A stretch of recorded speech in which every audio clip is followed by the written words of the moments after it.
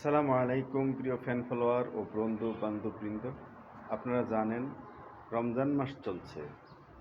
আজ 17ই রমজান। 17ই রমজান ইসলামের ইতিহাসে সবচাইতে গুরুত্বপূর্ণ একটি দিন এবং এই দিনে হক ও বাতিলের মধ্যে পার্থক্য সৃষ্টিকারী একটি যুদ্ধ হয়েছিল।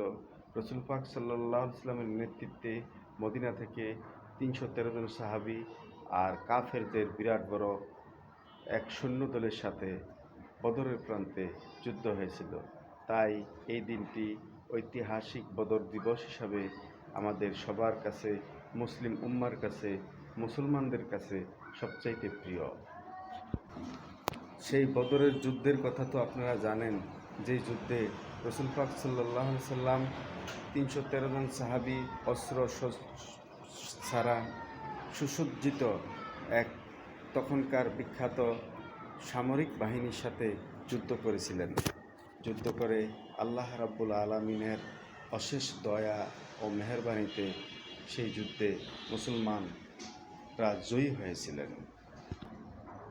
এই যুদ্ধে মুসলমানদের জয়ী হওয়ার অনেকগুলি কারণ আল্লাহ রাব্বুল আলামিন কোরআনের মাধ্যমে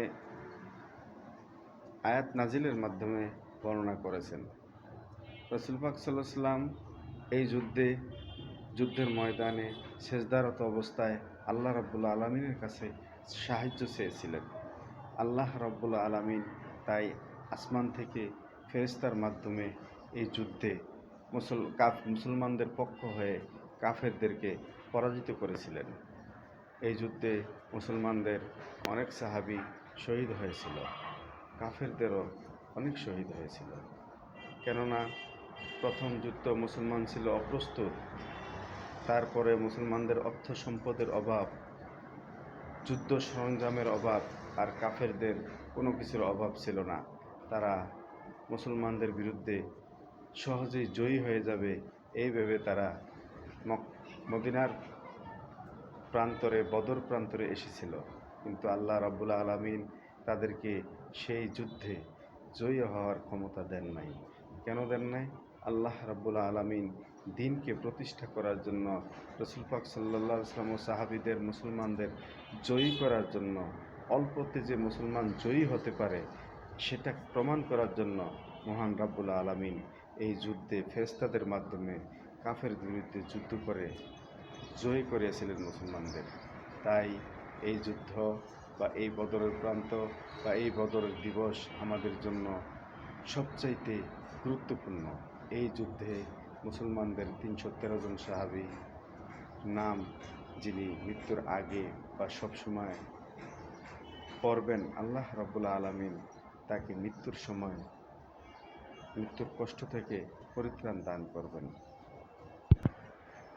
আল্লাহ রাব্বুল আলামিন আমাদেরকে এই বদর প্রান্তরের বা বদরের যুদ্ধকে স্মরণে রেখে ইমানি শক্তিতে শক্তিমান হয়ে, বলিয়ান হয়ে আমরা যেন বাকি জীবনে ইসলামী জিন্দেগি কাটাতে পারি, রাসূল পাক সাল্লাল্লাহু আলাইহি ওয়াসাল্লামের আনুগত্য সহ আল্লাহ রাব্বুল আলামিনের ভালোবাসা অর্জন করতে পারি, সেই তৌফিক দান করুন। মাহে রমজান মোবারক। আপনাদের সবাইকে আমার আন্তরিক ভালোবাসা রইল। ভিডিওটি ভালো লাগলে শেয়ার করে দিবেন।